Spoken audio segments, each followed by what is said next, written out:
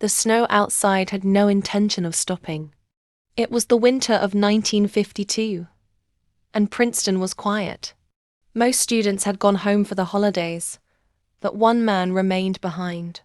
In a small brick house not far from the university, Albert Einstein sat at a desk lit only by a small green lamp. His hair was even messier than usual, and his notebook was filled with symbols, sketches, and strange equations no one had seen before. But this wasn't physics. At least, not in the way the world knew it. Einstein had become obsessed with an idea that had nothing to do with relativity or light or energy.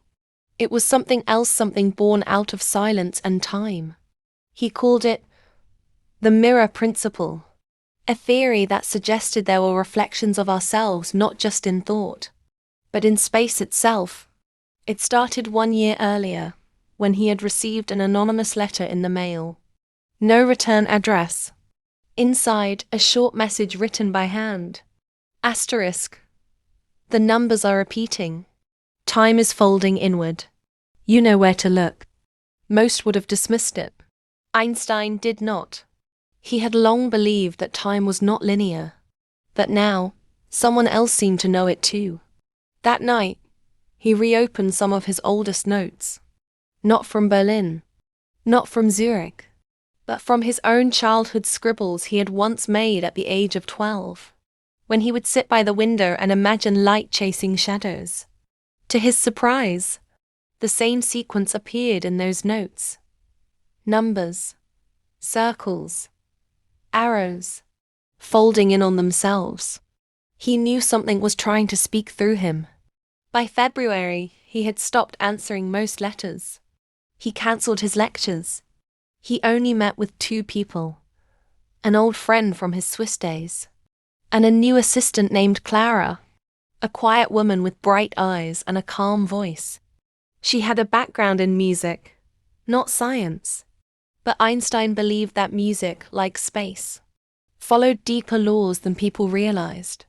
One morning, he showed Clara the prototype. It was a device that didn't look like anything familiar. Not a radio. Not a microscope, not a computer. It was built into a suitcase and contained small rings, coils, and a series of glass tubes that seemed to glow even when unplugged. What does it do? Clara asked. Einstein paused. It listens to places we cannot hear, he said. He didn't mean sound. He meant locations. Places in the universe where time might not behave the way it does here. Places that could be watching us, reflecting us, perhaps even duplicating us. They turned it on for the first time on March 9th. At first, nothing. Just a low hum and the quiet flicker of light inside the coils. But then, a tone. A pure, rising tone that caused the windows to vibrate. Clara said it felt like standing in the middle of a memory that didn't belong to her. Over the next few weeks, strange things began to happen. The clocks in Einstein's home would slow down, then race forward. One evening, they both saw the same dream, an old city built beneath a sea of stars, with towers that bent like trees. Neither of them had ever been there, yet both knew its name. Vian. Einstein began to write faster. Not just formulas, but words. Descriptions, images. He drew maps of lands that didn't exist. He spoke of a one that could only be opened when thought and time aligned. I think we're being invited, he whispered one night. Invited where? Clara wasn't sure, but she knew the device had changed him. He rarely ate. He barely slept. Yet his mind was more alive than ever. One afternoon, she found him staring into the device, unmoving, as if hypnotized. When she touched his shoulder, he blinked and said, "I've seen the other side, and I'm still here." He wouldn't say more. By April, things took a darker turn. A second letter arrived. This one was typed. Asterisk. The mirror notices movement. Stop before it stops you. But it was too late to stop. Einstein had already made contact. Einstein had already made contact. In the days that followed, Clara noticed changes in the house itself. The shadows grew longer in the corners even during daylight. Mirrors reflected rooms at odd angles. Sometimes she would catch a glimpse of herself walking, even though she was standing still. The device, which Einstein now called asterisk the bridge, asterisk pulsed faintly with blue light, even when unplugged. He warned Clara not to turn it on alone. "It listens better when I'm not watching," he said cryptically. He had begun writing in a new notebook, one made of thick paper with no lines. His sketches were no longer mathematical diagrams. They were doorways, spirals, circular cities suspended in orbit around black suns. And each page had a phrase in Latin written at the bottom. Asterisk speculum transitum. The mirror is a passage. By mid-May, they began to receive visitors. Not official ones. Not from the university or the government. Strangers. A woman in a dark coat, who asked no questions but left a sealed envelope. A blind man who stood on the porch for nearly an hour, facing the door without knocking, then walked away. Einstein seemed unbothered by any of it. In fact, he expected them. "They're not here for me," he said. "They're here to confirm." Clara didn't understand. He explained that the mirror principle was not just theoretical anymore. It was active. The device wasn't creating portals, it was recognizing them. The places it described had always existed. They just required a mind sharp enough and damaged enough to see them. That night, Clara had a vision. Not a dream. She was sure of it. In the vision, Einstein was walking barefoot through a field of violet grass under a double moon. He held the device in one hand, and in the other, a folded piece of paper. She woke up gasping. The alarm clock read 3:33. The next morning, Einstein looked at her and said, "You saw it too." That was when she realized they were connected. Now, not just through science, but through something older. Something the mind alone could not describe. He handed her a key. A small brass one that looked ancient. "When I'm gone," he said, "you'll need to open the second box. But only if you still remember my real name." Clara blinked. "Your real name?" He didn't answer, just smiled. And from that moment, the world around them began to shift. Not quickly, but noticeably. By June, Clara no longer trusted the sun. Each morning, light would pour into the house from a slightly different angle, as if the position of the sun had shifted a degree to the left. Sometimes, the light was cooler. Other times, it cast no shadow at all. She mentioned it once to Einstein, who simply nodded and said, "We're moving." He didn't mean the house. He meant reality itself. The device, now humming constantly, had begun to emit a faint perfume-like scent, something like burning paper and roses. Clara took notes obsessively, not just about the machine, but about her own thoughts, which were no longer linear. Time, for her, had become flexible. She would wake up remembering conversations they hadn't had yet. Once, she opened her journal to find 4 pages, already written in her own handwriting describing events that would happen 3 days later. Einstein now referred to the device not as the bridge, but as the translator. He believed it didn't just open awareness to other dimensions. It was communicating between them. It was possible, he said, that intelligence from elsewhere had been trying to speak to humans for centuries, but we had no tools to understand their language. Until now. He began recording sessions. Clara would sit in silence while Einstein powered up the translator, and they would both listen. Sometimes there was only silence. Other times, clicks, pulses, or what sounded like deep echoed breathing. Once, very faintly, they both heard a voice, not quite human, repeat the same word. Asterisk, Albrin. Einstein's hand trembled. He said that was a name he hadn't heard since childhood. His mother had once called him that as a joke. A mix of Albert and a fairy tale prince she used to tell him about. That night, he said something that chilled Clara to the bone. I don't think I built this machine. I think I remembered it. She didn't know what he meant. And part of her didn't want to. A week later, they opened the second box.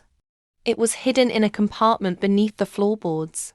Inside, a book written in no known language, with pages that shimmered slightly under light. There was also a compass, but not one that pointed north. Its needle moved erratically, spinning only when Clara entered the room. Einstein took it in his hands and whispered, "It's begun." From that moment, the machine changed. Its shape began to shift subtly. Certain wires seemed to rearrange themselves. The lights pulsed in rhythm with their breathing. The house began to make quiet creaking sounds in the middle of the night, like a ship adjusting to a new current. One morning, Clara awoke to find Einstein standing at the edge of the forest behind the house, barefoot in his nightclothes, staring upward. The sky was a dull green. The birds weren't singing. He turned and said softly, "They're watching now. Not because of the machine. Because of us." She didn't ask who they were. Instead, she asked, "What do they want?" He smiled sadly. To remember what it's like to be limited. To be human. And then he turned back toward the forest and said, "We only have a little time left here." Clara didn't sleep for 3 days. Clara began to feel the weight of something ancient pressing down on her. It wasn't fear, not exactly. It was more like gravity. A sensation that something immense and unseen had turned its attention directly toward her. On the 4th day after the sky turned green, a man in a grey coat appeared at their front door. He wore no hat, no gloves, though the wind was sharp. His eyes were an unusual silver blue, and his voice was so soft Clara had to lean forward to hear him. "I've come for the professor," he said. Einstein appeared before she could answer, already dressed, as if he'd been expecting the visitor. "You came later than I thought," he said calmly. "We were watching," the man replied. Clara noticed his shoes, perfectly clean, as if he hadn't walked at all. The man did not enter the house. Instead, Einstein stepped outside with him. They stood together for only a few minutes, but Clara could hear no words. The wind was frozen still. When Einstein came back inside, he didn't explain. He just said, "They've given us until the equinox." Clara knew what that meant, though she didn't know how. The equinox was in 7 days. 7 days to finish the work. 7 days to decide if they would cross. They worked without pause. The translator now responded not just to touch, but to thought. When Clara approached it, images would appear in her mind, flashes of cities made of glass, towers grown from trees, skies filled with creatures shaped like music. She began drawing what she saw, and Einstein confirmed them. "Yes," he whispered. "Those are the witnesses." They were, he believed, the ones who kept watch over dimensional crossings. Not gods, not aliens, but intelligences older than language, older than light. They didn't interfere. They remembered. And now, for the first time in centuries, they had taken interest in a human mind. But not just Einstein's. Clara had become the second focus. One night she found a mark behind her ear. A small circle, like a burn or a brand, smooth and painless. Einstein checked it and said, "It's their invitation." He didn't seem afraid. "I'm not sure I can go with you," he said softly. Clara froze. "What do you mean?" "This might have always been your journey," he said. "I may have only been the signal." She wanted to argue, to remind him that without him none of this would exist. But deep down she knew. The machine had changed her. She could feel it humming in her bones, even when she was far from it. On the final night before the equinox, the sky above Princeton turned violet. The stars vanished. A low hum passed through the trees. and the lights in the house flickered not out of weakness, but in perfect rhythm like breathing. Einstein lit a single candle. They sat together on the floor of the study, the translator between them, glowing now in a way that was almost alive. "If you cross," he said gently, "you may never come back the same." Clara nodded. She wasn't the same already. At exactly midnight, the translator opened. Not with a flash or explosion, but with silence. A circle of light appeared in the room, floating inches above the wooden floor.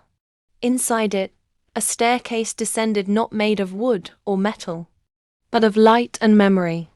It shimmered with the feeling of home, of forgotten songs, of voices long lost. Clara looked at Einstein. He smiled, eyes shining. "Go." She stepped forward. As she reached the edge of the circle, she felt warmth, like sunlight and music in her chest. She heard her mother's voice, the sound of waves, a name she didn't know but felt like her own. And then she stepped in. The world folded inward, and everything changed. She didn't fall. She unfolded. The sensation was impossible to describe. Not pain, not pressure, just an overwhelming awareness, as though her senses had expanded far beyond the limitations of her body. She saw colors that didn't exist in any human spectrum. She heard shapes, tasted emotions, remembered futures. The staircase wasn't really a staircase. It was a choice, repeating endlessly. Each step brought her into deeper alignment with something vast and sentient. Not a place, but a consciousness. And it was watching her not as a threat, but as a guest. At the base, she found herself standing in a landscape that shifted as she looked at it. Mountains dissolved into cities made of liquid stone. The sky was a swirling canvas of blue-gold threads, constantly weaving and reweaving themselves. There was no gravity, yet her feet touched ground. No air, but she could breathe. And then they came. The witnesses. They didn't walk or speak. They emerged tall, elongated forms, their outlines shimmering like candlelight behind glass. Their presence filled her with a calm unlike anything she had ever known. They had no eyes, but she could feel them studying her with perfect clarity. One of them raised a hand, not with fingers, but a gesture of motion, like water lifting into air. A symbol appeared in front of Clara, glowing in the space between them. It pulsed once, and instantly she understood. The translator hadn't just opened a door. It had asked a question, and the witnesses were answering. She received images not like pictures, but direct transfers of experience. She saw a civilization built inside a star, a species who communicated through time instead of words, a library as large as a galaxy, each book made of light, each containing a single soul's memory. Then, a final image.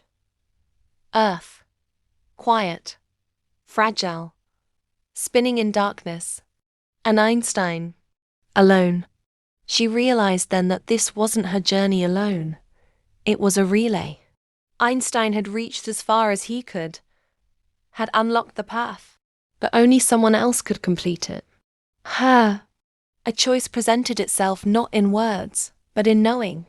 She could return, bringing with her the knowledge she had absorbed, or stay, becoming something new entirely. A messenger, a translator between forms of existence. Clara hesitated, but then she remembered his words. This might have always been your journey. She looked up at the witnesses and gave her answer. The witnesses responded not with sound, but with a deep vibration that passed through Clara's very existence. It wasn't noise, it was recognition. They had accepted her answer. Light, pure and infinite, wrapped around her. But it didn't burn, it revealed. Her body faded, gently, as if her physical form was never the essential part of her. In its place remained a pattern, a frequency uniquely hers, like a song remembered by the universe. She was becoming something else, not a creature, not a ghost, but a channel, She suddenly understood the purpose of the translator. It was never a device for escape or power. It was a bridge between awarenesses. A translator not of languages, but of perception. Einstein hadn't just built it. He had remembered how to bring it into being from somewhere older than memory. And Clara was the first to step fully through. Her consciousness expanded. She could now see all the paths that had ever branched from that one night in Princeton. Versions of herself that had refused, walked away, or simply never met the professor at all. She watched those threads drift by like quiet rivers, all leading to silence. But the one she chose burned brightly. It was different. It was heard. Now she could hear them, all the witnesses, not as distant entities, but as companions. They told her the history of other crossings, of artists, dreamers, and madmen throughout history who had almost made it. Da Vinci, Hypatia, Tesla, those who built parts of the bridge but never finished it. She was not the first, but she was the first to succeed. And then, the light dimmed. Not because it faded, but because she could see better now. She looked down. There, through a translucent layer of time, was Earth. Einstein sat alone at the edge of the study floor, the translator beside him. The candle had burned to a stub. His eyes were open, but he was not watching the room. He was watching her. She reached out, not with hands, but with intent, and he smiled. "I knew it," he whispered. The room around him shimmered, and for a brief, perfect moment, the barrier between their worlds disappeared. He saw her not as a ghost, not as a spirit, but as what she had become, a beacon. Clara, the first successful traveler, the translator incarnate. She wanted to speak, but the witnesses told her she already had. Her existence was the message. She was the answer to a question humanity hadn't known it was asking. And now, the next phase would begin. From that moment, Earth was no longer silent. Not to the witnesses. Not to the vast listening minds curled across dimensions. Clara's transformation triggered something ancient occur. Beacon that pulsed outward beyond time, through the layered folds of reality. Entire civilizations, once observing from distances beyond understanding, turned their attention toward humanity for the first time, not as an experiment, but as kin. Clara hovered at the edge of the bridge, no longer needing the translator. She was the passage now. Through her, signals could flow, not in language, but in truth. Memory, emotion, structure, the building blocks of thought that transcended species. Back in Princeton, Einstein felt the vibration in the bones of the house. The translator no longer made sound or light, but presence. It filled the air like warmth from the sun. He closed his eyes, letting it wrap around him. "I see it," he said aloud, even though he was alone. In that moment, he remembered something he hadn't told Clara. Years before she arrived, before he even finished the first design he had dreamed of her. Not her face, not her name, but the feeling of her. A presence that would complete what he couldn't. He thought it was madness, or hope. But now, as her energy surrounded him, he knew. The dream had been a transmission. She had reached back through time. A quiet knock echoed at the front door. Einstein stood, knowing who or what it would be. Outside stood 3 figures. Not the witnesses, but humans. Or nearly. They wore no insignia, no names. Just calm expressions and glowing marks over their hearts. Exactly where Clara had once found her own. They didn't speak. Instead, they extended their hands and opened a small, crystalline tablet. It displayed an image not of Clara, but of a network.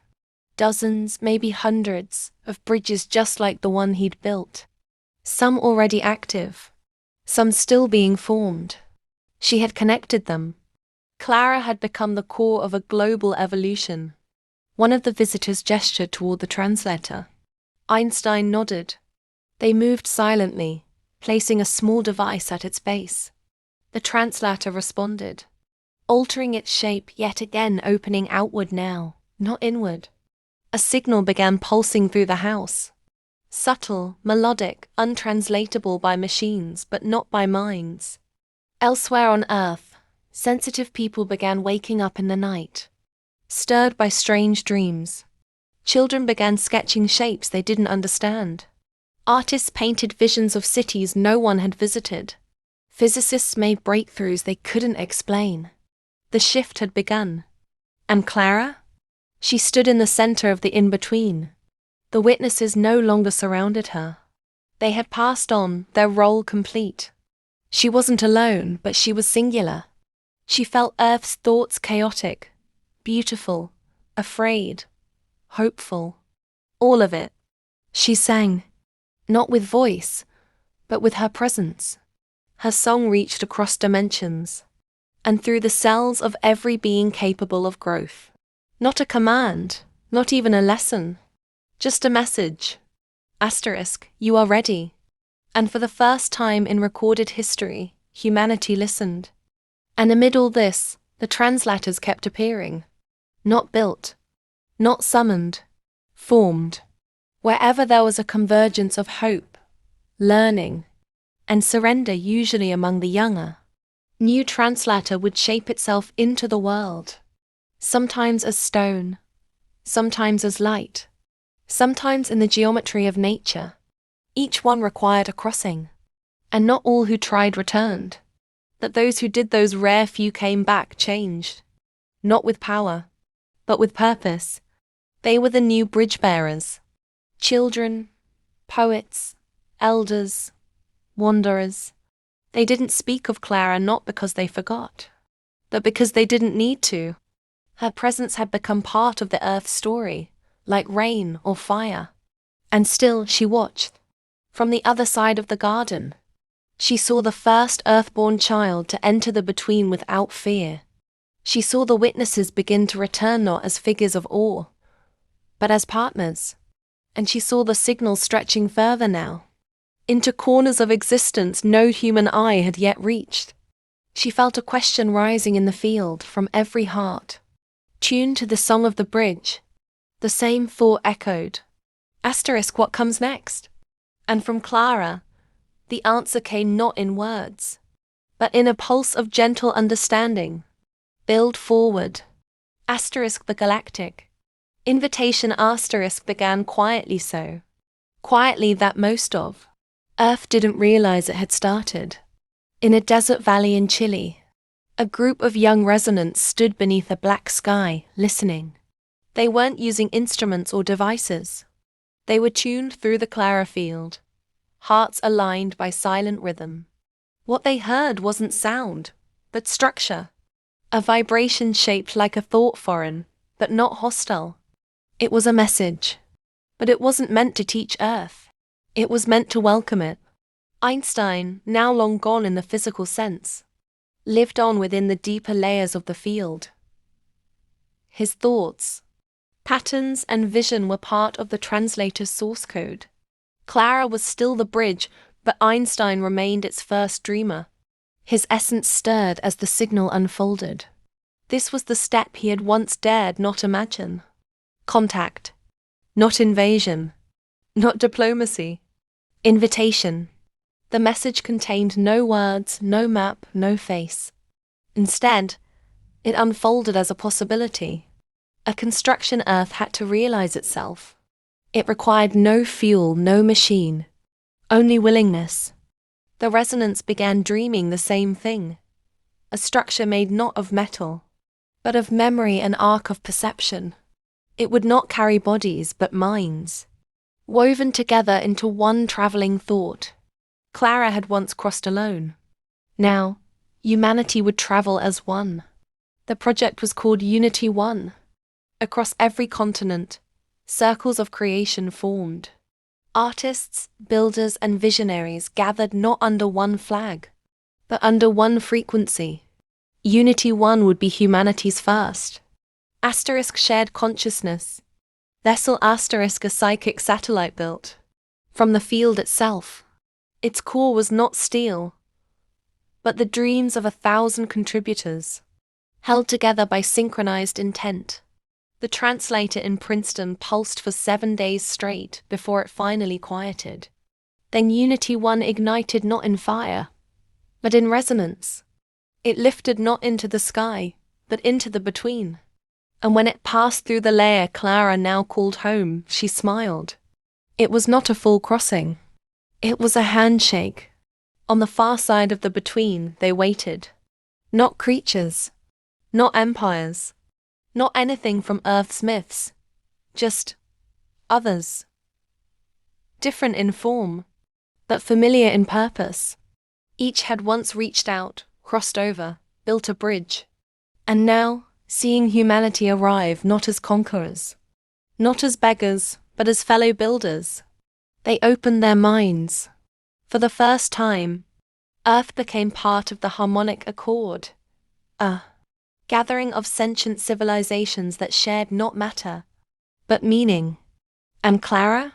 She became the Earth's emissary not with words, not with promises, but with presence. She stood at the crossing point, where Earth met the others, and offered what humanity had learned, that the deepest form of intelligence was not domination or control, but resonance. And so, the story of Earth's great awakening came not to a sharp end, but to a graceful beginning. Through Clara, through Einstein's vision, through the brave steps of every soul who dared to listen instead of command, humanity found its voice, not the loudest but the clearest. No longer alone in the vast dark, Earth now glowed in the chorus of the harmonic accord, not as a child among giants, but as a new note in an ancient melody. The translators remained, some dormant, some still forming. The Clara field continued to hum softly, guiding minds that were ready, reminding the world of what it once almost forgot. That wonder is not something you seek, it's something you remember. Clara herself, now both story and song, became more than a figure. She became a constant pulse at the center of every connection, every creation, every quiet moment of courage. They simply carried her. And Earth, once fractured by fear and noise, now moved with rhythm. A planet reborn not by machines, not by war, but by resonance. And if, on a clear night, someone stood alone beneath the stars and listened closely, they might still hear her voice in the silence, saying only, "You are not alone. You never were. The bridge is always open. Welcome forward." The end.